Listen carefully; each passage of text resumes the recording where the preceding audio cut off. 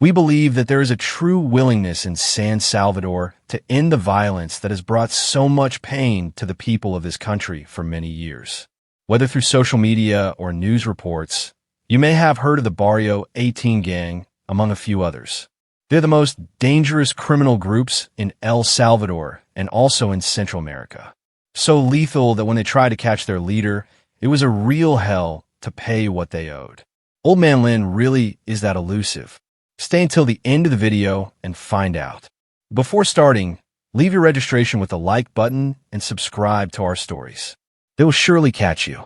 Now, activate the bell so we can get started. The Barrio 18 gang, one of the largest gangs in the Western Hemisphere, is comparable in many ways to its most famous rival, the Mara Salvatrucha MS-13. Although it has cells, operations from Central America to Canada and El Salvador have suffered a significant weakening due to an aggressive campaign by Nayib Bukele's government that began in March 2022. During this offensive, Salvadoran security forces imprisoned more than 10,000 alleged members of Barrio 18. Those who managed to escape capture went underground or fled the country. However, with thousands of members scattered throughout Central America and the United States, Barrio 18 remains a criminal threat to the region.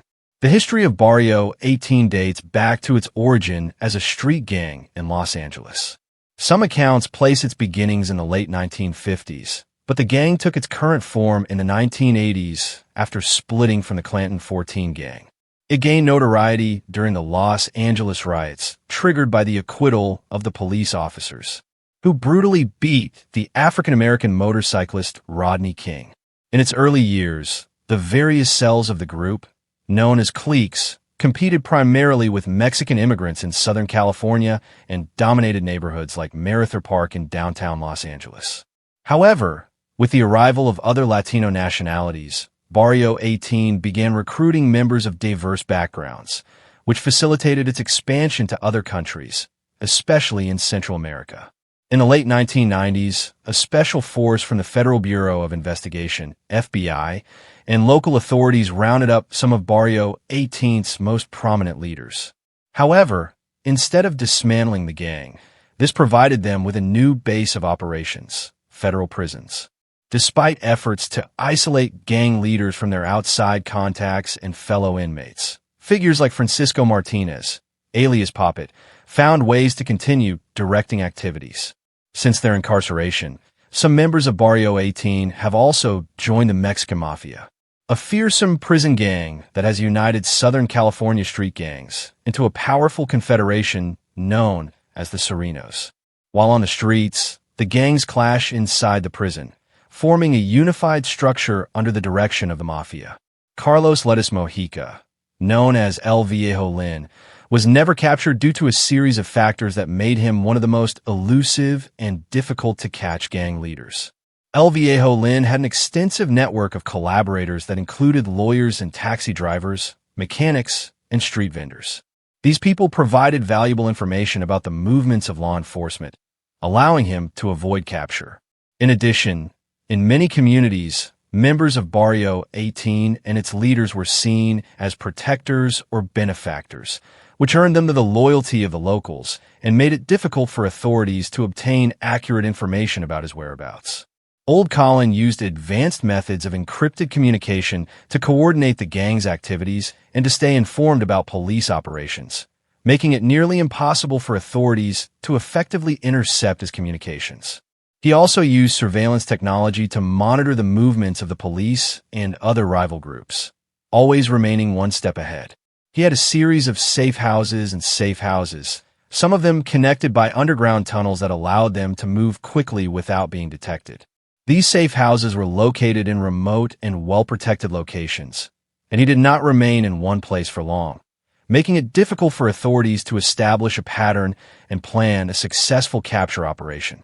Thanks to the gang's illicit activities, Old Lin had extensive financial resources, allowing him to bribing corrupt officials, and purchasing advanced equipment for protection was extremely adaptable and could change its tactics and strategies quickly in response to new threats, always staying one step ahead of law enforcement. Furthermore, Although many gang leaders are incarcerated, they continue to exert their control from within prisons. In the case of Old Man Lin, his influence and control within the prison structure allowed him to coordinate operations and stay informed. The loyalty of Barrio 18 members to Old Man Lin was unwavering, protecting him and ensuring that any attempt by authorities to capture him was thwarted on several occasions. Sightings of Lin were reported in different parts of the continent, but they were never able to confirm his exact whereabouts. As government pressure mounted, Lin decided to completely disappear from the radar. Since then, his whereabouts are unknown, and many believe he still lives in some remote location, protected by his loyal network of followers. Barrio 18 expanded into Mexico and Central America, mainly due to changes in immigration policies. In the mid-1990s, which increased the number of criminal charges for which a foreign-born resident could be deported to their country of origin. This policy was aggressively applied to gangs in California, where many gang members did not have U.S. citizenship. The deportations caused a sudden influx of Barrio 18 and other gang members to countries in Central America and Mexico, which resulted in an increase in violence and crime in the late 1990s. Starting in El Salvador, Central American governments passed stricter laws to criminalize simple gang association. These policies, collectively known as mano dura, resulted in mass arrests of gang members who inadvertently fueled the growth of gangs by concentrating their members in prisons, where they reorganized and regrouped on the streets. Barrio 18 began to make inroads into the drug dealing and extortion. With increased profits, also began laundering money through small businesses such as car washes. Around 2005, internal conflicts led to the division of Barrio 18 into two factions, the Revolutionaries and the Serenos. These factions continue to fight each other with the same intensity with which they fight the MS-13, their historic enemy and the largest street gang in Central America. The gang gained greater power in El Salvador, Guatemala, and Honduras, taking advantage of weak governments and widespread social exclusion to expand into poor urban areas. In these areas, Barrio 18 began systematically extorting public transportation systems, displacing entire communities and gaining access to the police. This became more evident in March 2012 when the leaders of Barrio 18 and their MS-13 rivals agreed to a national truce brokered by a delegate from the government, and the Catholic Church resulted in the country's homicide rate falling by more than half after the negotiated ceasefire. But violence escalated again when the truce failed.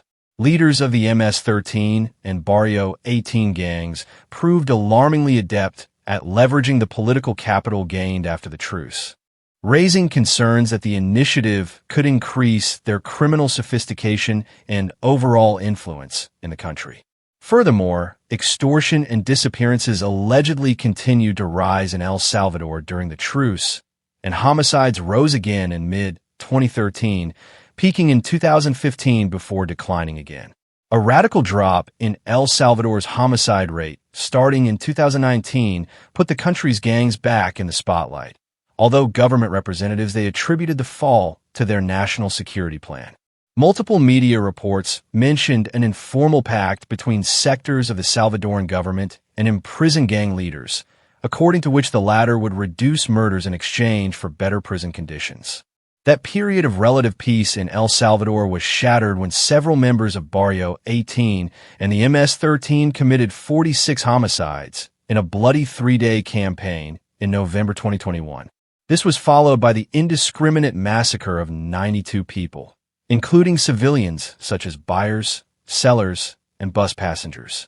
In March 2022, Barrio 18 was quick to distance itself from a massacre, which was interpreted as a visible attempt to send a message to the government, enraged by the rampant violence. The government responded with the most extensive war on gangs in the country's history. The operation arrested tens of thousands of suspected gang members during a state of emergency declared in March 2022 and still in effect in November 2023. This offensive has decimated the rank-and-file gang members of Barrio 18 and forced thousands into exile for the first time in decades. The gang has lost control of key territories and critiquing economies. In November 2022, Honduran President Xiomara Castro attempted to replicate the BUK offensive by declaring a state of emergency to address the rise in extortion. However, these measures have not made a dent in gang activities, and the Barrio 18 gang ranks remain intact in Honduras. At the top are the collaborators, most of whom are incarcerated in the prison system. They coordinate all criminal activities. A palabrero keeps records of all financial transactions, homicides, drugs, and weapons in El Salvador. Four of the highest-ranking leaders of the Serenos faction, including Carlos Lechuga Mojica, alias El Viejo Lin, sent a voice note to the released members asking them to stop the murders that shocked the country in November 2021. This has led to speculation about a rift between the imprisoned ringleaders and the street leaders, although many of the ringleaders were already in prison. When the Tim Gang's campaign began in March 2022, many of the leaders at large were captured or forced to flee. In Guatemala, a group known as La Rueda coordinates the activities of La Pandilla. Many of its members, including leader Aldo Dupi Ochoa Mejia, alias El Lobo, are in prison. Similarly, the main leaders of Barrio 18 in Honduras, such as Neha Medina, alias Tacoma, operate behind bars. The gang is organized into canchas. A cancha is a territorial division that does not necessarily depend on municipal boundaries. Each cancha has several tribes, the smallest units of the Barrio 18 organization. Finally, there are collaborators who do not fully belong to the group or will never be part of it. These help the gang with minor tasks, such as intelligence gathering and the transfer or storage of illicit goods. By the way, if you enjoy the video, we invite you to give us your like and activate the notification bell so you don't miss any of our videos. We continue. The gang's geography in Central America operates primarily in El Salvador, Guatemala, and Honduras. By mid-2023, it had more than 22,000 members. In El Salvador alone, the gang also has a significant presence in the United States, with an estimated 30,000 to 50,000 members in the 2010s. The group operates in dozens of cities in nearly 20 states. Many of its members reside in California, but Barrio 18 also has a presence in other Western cities, such as Denver. Barrio 18 has also had a presence in Italy since the mid-2000s, and in September 2016, the capture of an alleged Barrio 18 leader revealed La Pandilla's desire to expand its presence in Europe. Spanish police warned of this danger when they arrested 15 Hondurans in 2023 who were said to be planning to establish a Barrio 18 clique. In Barcelona, there have also been reports of a displacement of Barrio 18 members fleeing the government's campaign in El Salvador to southern Mexico. Allies and enemies. Barrio 18's biggest rival is the MS-13 in El Salvador.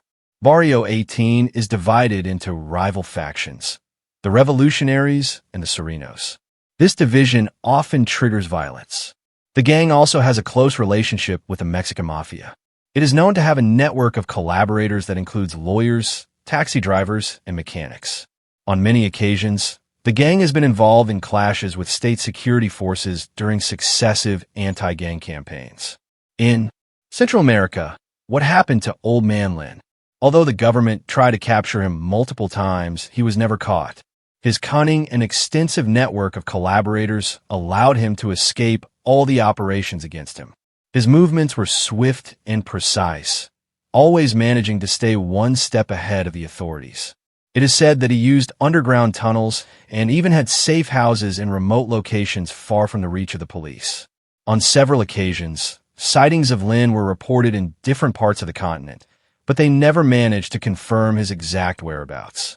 As government pressure increased, Lin decided to disappear completely from the radar ever since. His whereabouts are unknown, and many believe he still lives in some remote location, protected by his loyal network of followers. And so we come to the end of this video. If you liked it, I invite you to give us a like so we can continue making more videos like this. Also, don't forget to subscribe and activate the bell so you don't miss any of our new videos. I wish you a great day until next time.